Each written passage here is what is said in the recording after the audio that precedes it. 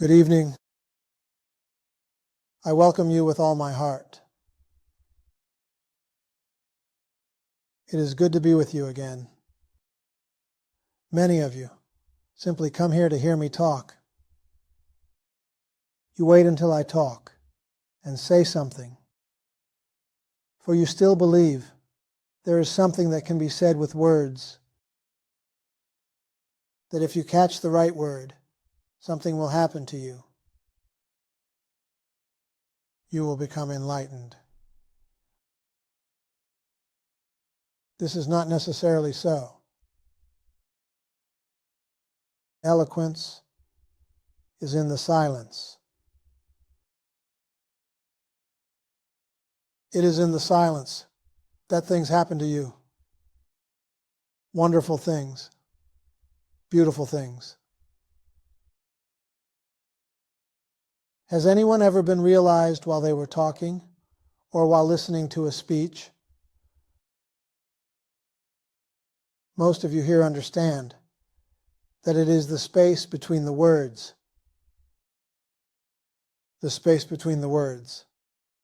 that are important. It is the same like the space between. Who am I? When you inquire, who am I? You have become silent and keep still before you repeat, who am I? Again.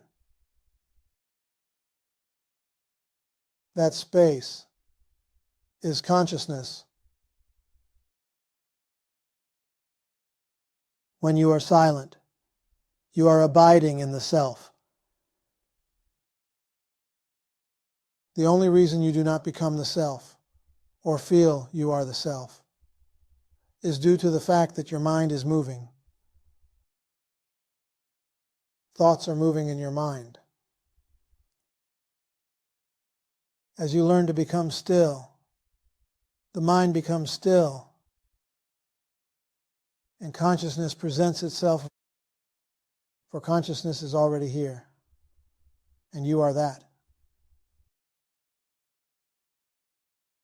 It is not really in the words, for the words are the same as the body, the same as the world, the same as the universe. Words are Maya. It is only in silence that truth is revealed to you. The perennial question arises again and again. Can a person become realized without a teacher? Or must one have a teacher or a guru to become realized? This question is asked of me at least twice a week by some people. Does one really need a teacher? Or can one become self-realized by themselves?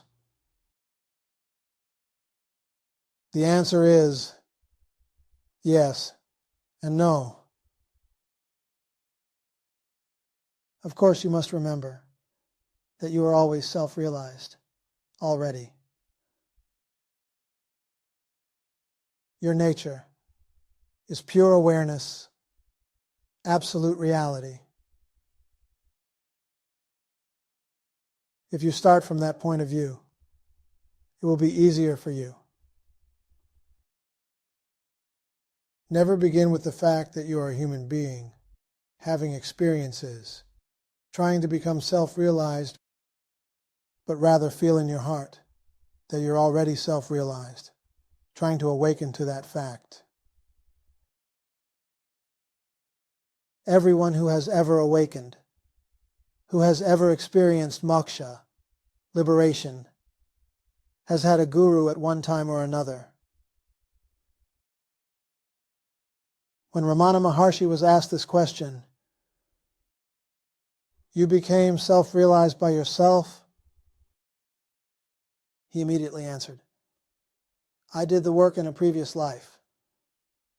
I must have had a teacher in a previous existence." This is only natural. Can you become a lawyer by yourself? You can, but you'll be a bum lawyer. Can you become a doctor by yourself? Can you become a nurse or anything by yourself? You have to go to school. You have to study. You have to have a teacher. When you really want self-realization, you develop a great humility. The humility will lead you towards the right teacher. Yet if you're arrogant, obnoxious, and you want to be realized, you will be led to a teacher that is arrogant and obnoxious also. Like begets like. This is why I always say to you, you are in your right place, going through those experiences that are necessary for you at the moment. There are no mistakes. Learn to love the place you're in, no matter how it looks, regardless of what you seem to be going through, regardless of the experiences in your life.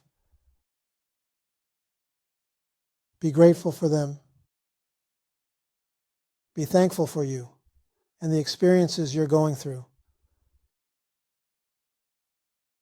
Never feel sorry for yourself. Never believe you're not worthy or that you're a sinner because you made mistakes in the past. The truth is, there is no past. There never was a past. As you begin to realize this, you will see you never were a sinner. You never made a mistake, for the past doesn't exist. You can only go a certain way by yourself. You can only reach a certain level by yourself. After this, you need a teacher who's been there, who's gone through all these experiences before, and who can easily lead you across the river of samsara to illumination. Most of us also do not understand the relationship to your guru or to your teacher. Some of you are seekers who run to one guru after the other, see many teachers, can never have a guru-disciple relationship, for you go through many teachers. I'm not trying to say this so you should stay with me. As most of you know, I don't care where you go or what you do. It's up to you. But for your own sake, for your own evolvement, if you find the right teacher, you should hold on to that teacher. Take care of that teacher, love that teacher. That's all you have to do. Every being who has awakened to the self has had that experience. For the teacher is not who you think he is. The teacher is none other than yourself. There's only one self, one reality, and the teacher is an extension of yourself. You have been drawn to this teacher because of your years of practice, because you deserve it. Many times I contradict myself when I tell you there's no reason why some people are enlightened. They may be rotten, and they're doing all kinds of vile things in this world, and they become enlightened. Yet these people have gone through what they're supposed to go through. These people are doing what they're supposed to be doing. And these people are all where they're supposed to be. This is why I tell you again. There are no mistakes. Do not be judgmental. Do not try to understand this. It is beyond words and thoughts. You are not who you think you are, and the teacher you are attracted to is not who you think he or she is. This is why, again, you have to develop a great humility. Without humility, you will become proud, egotistical, and you will make plenty of mistakes. The greatest jnani is the servant of all, not the master of all, but the servant of all. The greatest jnani is a friend of everybody. The greatest jnani is a natural person, no pretense, not trying to impress anyone, looking for nothing. Students are drawn to this jnani like bees to the honey. But a jnani is not necessarily a yogi and does not have eloquent speeches. There are certain yogis who draw thousands of people to them.